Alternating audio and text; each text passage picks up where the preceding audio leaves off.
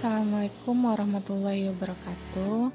Alhamdulillahirabbil alamin. Assalatu wassalamu ala asrofil anbiya'i wal mursalin wa ala alihi wa ashabihi rasulillahi ajmain. Pertama dan terutama sekali, marilah kita panjatkan puji beserta syukur atas kehadiran Allah Subhanahu wa Ta'ala, yang mana beliau telah melimpahkan rahmatnya kepada kita semua sehingga kita dapat diberi kesehatan untuk dapat mengikuti perkuliahan kita pada pagi hari ini. Shalawat beriringkan salam tak lupa-lupanya dan tak bosan-bosannya kita hadiahkan buat Nabi besar kita, yakni Nabi Muhammad SAW, yang berlafazkan doa Allahumma sholli ala Sayyidina Muhammad wa ala ali Sayyidina Muhammad.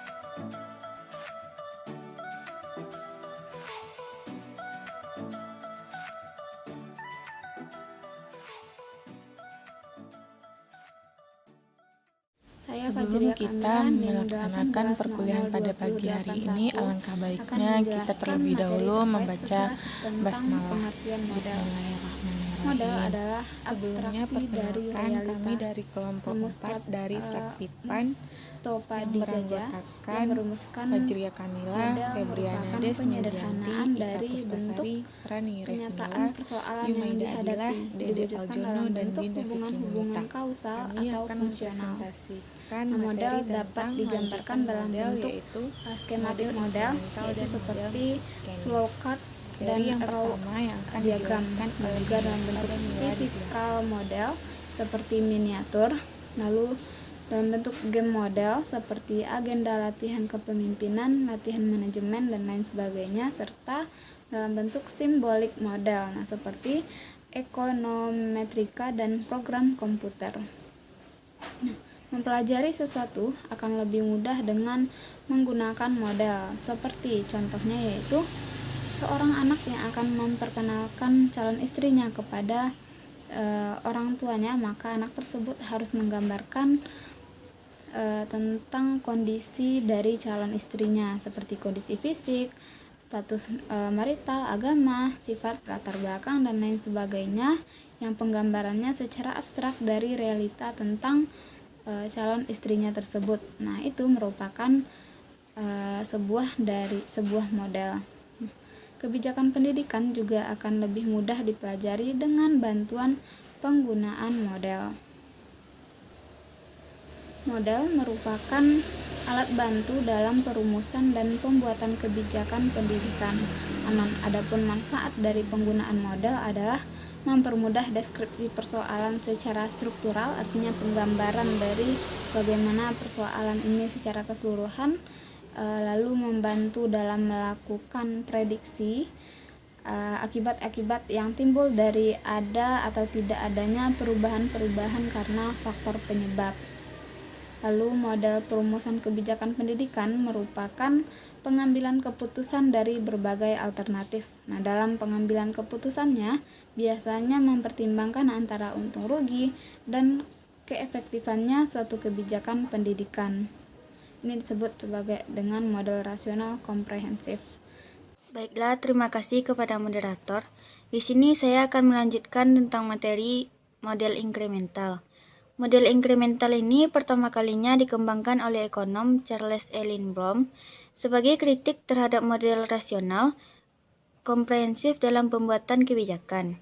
Model inkremental ini disebut juga dengan model tambal sulam, di mana metode pengambilan kebijakan model ini memiliki konsep yang berbeda jauh dengan model rasional komprehensif yang menjabarkan masalah secara detail dan membutuhkan analisa yang cermat dan teliti.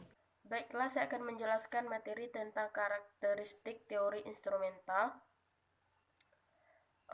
Secara ringkas, menurut Hartel pada tahun 1980 tentang karakteristik teori instrumental dapat disimpulkan sebagai berikut. Yang pertama, melakukan seleksi terhadap tujuan-tujuan dan target-target.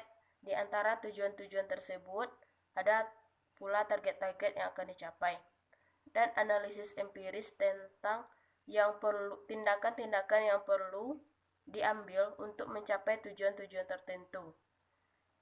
Yang kedua yaitu pengambilan keputusan yang mempertimbangkan beberapa alternatif kebijakan yang berbeda-beda secara instrumental dan juga marginal dengan kebijakan yang sedang berjalan pada saat ini. Yang ketiga yaitu ada untuk setiap alternatif juga ada sejumlah konsekuensi yang penting yang dievaluasi.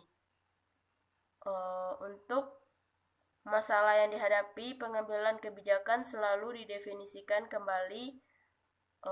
Dengan model instrumental ini menyarankan adanya melakukan penyusunan yang secara terus-menerus untuk mencapai tujuan dengan secara timbal balik dan membuat masalah lebih dapat lagi untuk dipecahkan dan mencari solusinya. Selanjutnya, tidak ada lagi keputusan tunggal atau pemecahan yang benar terhadap setiap masalah. Pilihan kebijakan diambil berdasarkan pada kesepakatan dan para analisis menunjukkan bahwa keputusan ini merupakan keputusan yang terbaik. Selanjutnya, pengambilan keputusan secara instrumental pada dasarnya yaitu bersifat perbaikan secara tambal sulam. Dari ketidaksempurnaan itu yang dapat dikenali bukan pencapaian tujuan-tujuan sosial secara ambisius, yaitu tujuan sosial juga tujuan sosial yang besar di masa yang akan datang atau masa depan. Baiklah, saya Reda Aljeno akan melanjutkan materi selanjutnya yaitu ciri utama model atau ciri teori inkremental. Ciri yang pertama yaitu rencana terpilah-pilah atau tidak komprehensif dan integratif, tidak perlu ditunjang oleh telaah dan evaluasi alternatif rencana yang menyeluruh. Yang kedua, hanya mempertimbangkan bagian dari kebijaksanaan umum kalau ada yang berkaitan langsung dengan unsur atau subsistem yang diprioritaskan. Yang ketiga, dengan terbatasnya lingkup perencanaan, maka dianggap lebih mudah, murah, dan realistis. Selanjutnya yaitu kelemahan model inkremental. Kelemahannya adalah hanya dapat diambil ketika masalah yang dihadapi pembuat kebijakan publik merupakan masalah rutin dan tidak dapat dilaksanakan untuk mengatasi masalah krisis. Baiklah, saya akan menjelaskan materi selanjutnya mengenai secara visual model inkremental ini dapat digambarkan sebagai gambar berikut. Nah, dari gambar itu tampak bahwa kebijakan ini berusaha mempertahankan komitmen kebijakan di masa lalu untuk mempertahankan kinerja yang telah dicapai. Nah, menurut pandangan dari kaum inkremental atau kaum penganut model inkremental ini dalam pembuatan kebijakan, mereka itu para pembuat keputusan dalam menunaikan tugasnya berada di bawah keadaan yang tidak pasti yang berhubungan dengan konsekuensi dari tindakan mereka di masa depan. Maka keputusan-keputusan inkremental dapat mengurangi resiko atau biaya ketidakpastian itu. Nah, inkremental ini juga mempunyai sifat realistis karena didasari kenyataan bahwa para pembuat keputusan kurang waktu, kemudian kecakapan, sumber-sumber lain yang dibutuhkan untuk melakukan analisis menyeluruh. Jadi, model ini sangat cocok untuk digunakan menurut penganut inkremental. Nah, di samping itu, pada hakikatnya, orang yang ingin bertindak secara pragmatis tidak selalu mencari cara hingga yang paling baik dalam menanggulangi suatu masalah. Nah, singkatnya, inkremental ini menghasilkan keputusan-keputusan yang terbatas dapat dilakukan dan diterima. Oleh karena itu, kelemahan yang paling mendasar dari kebijakan ini adalah hanya mampu menyelesaikan masalah rutin atau masalah yang mikro ataupun kecil. Kemudian, menurut Limnon, model ini lebih cocok diterapkan di masyarakat yang majemuk atau pluralistic societies karena kompromi-kompromi, negosiasi, saling memberi dan menerima selalu terjadi antara pelaku dalam pengambilan keputusan. Model ini bersifat pragmatis, tidak bermaksud mencari pilihan kebijakan yang terbaik, melainkan sekedar mencari alternatif yang dapat dilaksanakan. Sekian materi dari saya, dilanjutkan oleh rekan saya. Baiklah, saya akan menjelaskan materi selanjutnya, model yang kedua, yaitu model mixed scanning. Model mixed scanning ini dikembangkan oleh Amitai et Zioni. Model mixed scanning ini merupakan limitasi model rasional dan model inkremental. Amitai et Zioni mengembangkan pemindaian gabungan model mixed scanning untuk menjembatani berbagai kekurangan, baik model rasional maupun model inkremental, dengan mengkombinasikan elemen-elemen antara keduanya.